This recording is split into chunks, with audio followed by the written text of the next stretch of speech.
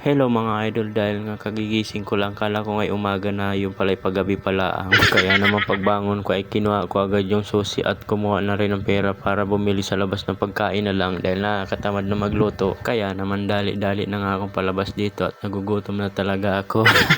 Tulog pa kasi. At pagdating ko nga dito sa may hagdan ay napahinto ako at tatalonin ko na nga lang itong third floor at pagbagsak ko nga ay nandito na ako sa motor ko. Diba parang si Batman.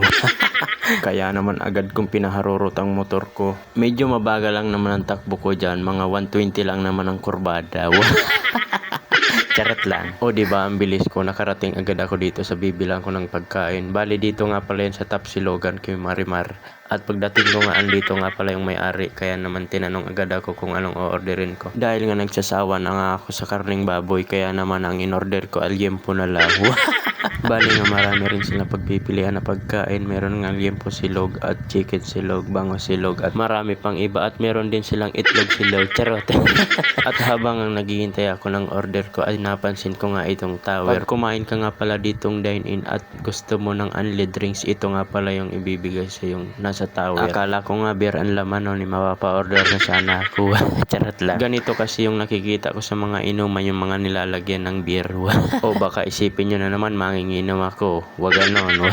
Hindi naman masamang uminom, basta may pambili.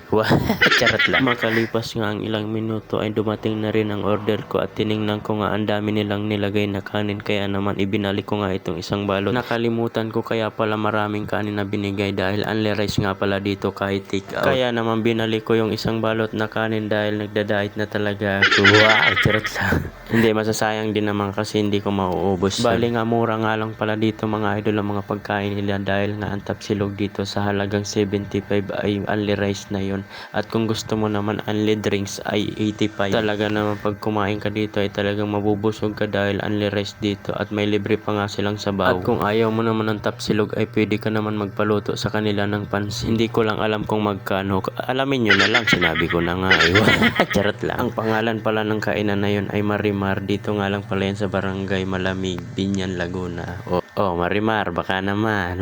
Charot lang. Bali nga pala, nandito na nga pala ako sa may harap ng bahay mga idol at papasok na nga ako dito sa aming gate. Wow, my God. At ito nga pala yung parkingan namin ng motor dito sa ground floor. Dahil nga sa tinatamad nga sana ako maglakad ay mumotorin ko na nga lang sana hanggang doon sa third floor. Charot lang.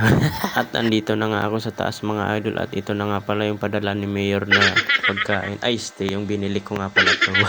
Kaya naman pagdating ko ay gumawa na agad si Madam ng tuyo na may sili at kalamansi. Gutom na rin siguro to. Kaya naman nung umpisan ko na tong kumain at si Madam nga ay bigla na lang nag-teleport sa lamesa.